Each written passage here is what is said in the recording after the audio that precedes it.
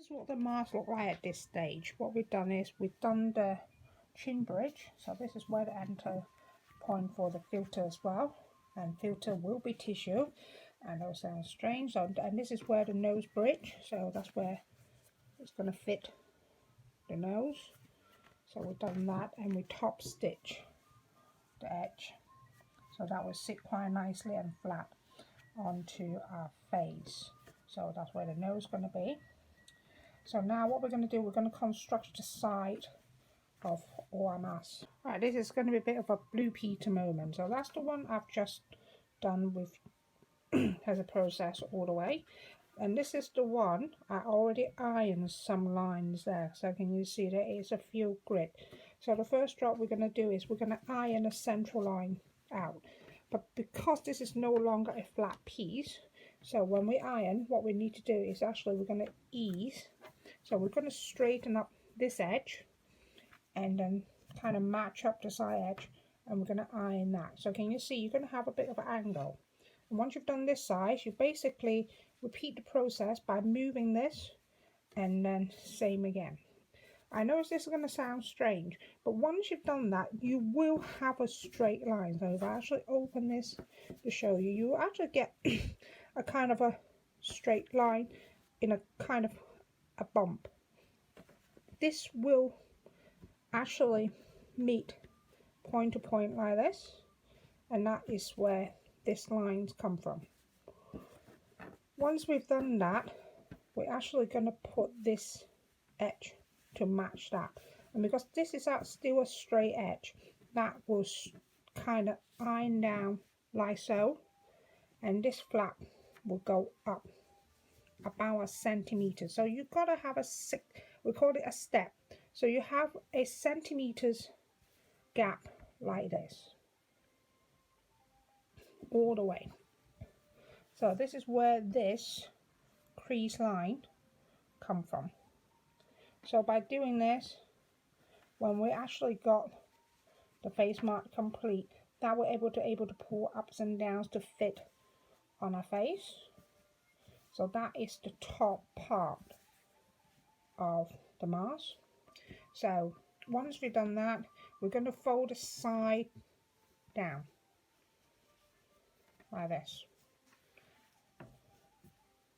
So it's about 1.5 cm, 3/4 of an inch, whichever way you want to do it, and that will happen on both sides.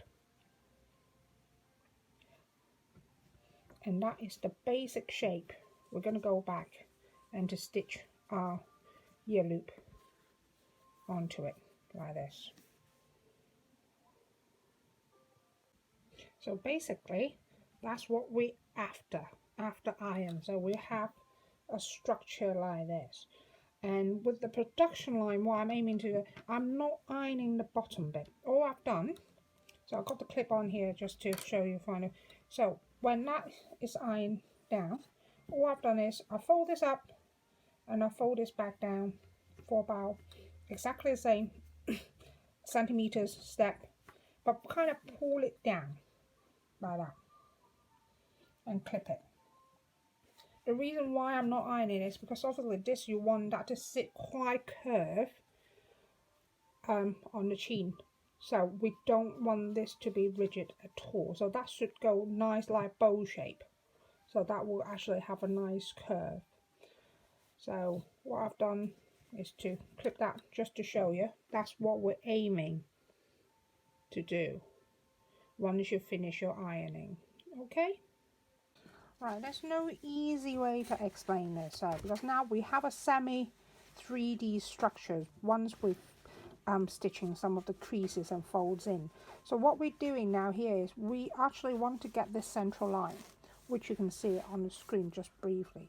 So to iron this down, so what you could do to visual is to match the two edge together and get the side edge as well. So that's where your point of reference, and then iron that crease. And repeat the same thing on the other side.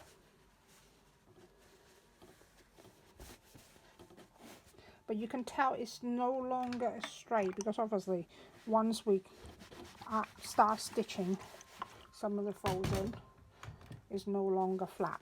So that's how you get that line. So I have drawn some of the line on it with my erasable pen, so that is where your line's going to be. And once you've done this, you can actually use that as your reference to fold your top down. So you should be able to get a straight line here, and that's how you're going to get that crease. And once you've done that, you fold that back out, so that will basically be where your nose bridge and that pleat's going to be. It's about 1 centimeter steps. So what we're doing is we basically create a zigzag. So from the side where you can see where the zigzag is. So basically that's that. Once you've done that, we're going to fold this side edge in. So match it up as well. So for those who not confident on sewing, so this is where your point of reference. So there's where the edge are. If you can match that up with that, you knew you pretty much got a nice angle. Flatten that, and then repeat the same thing on this side. So it is about 1.5 cm, 3/4 of an inch. The measurement I use is actually got quite a lot of give, so even you've done slightly too much is not a problem, but don't go as far as 2 cm. That will be far too much, because you can imagine that is quite a lot. So that is what we're aiming, and don't go too narrow as well, because for some of you might find that difficult to stitch. So this is a comfortable depth, so when we actually use that as a mask, that will sit right next to basically where cyber area is gonna be. So the last step is I'm gonna do that and just come down like this, but like I said, I'm not going to iron this as much, because basically as long as this will sit downward, but by going in like that, that little stitch right at the corner there, that will make sure this is not going to have anything kind of escaping in. That's all I'm aiming to do. So for the ironing, this is it. I'm not going to iron any further. That's what you need to do.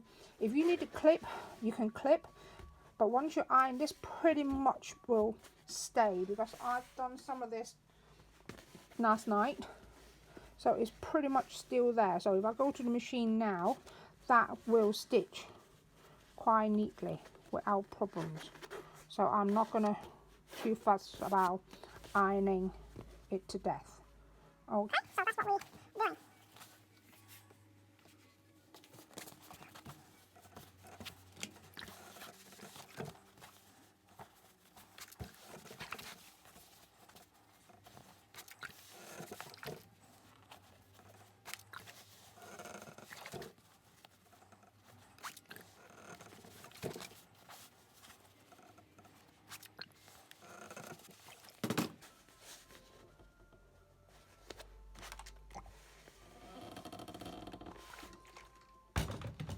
Well done.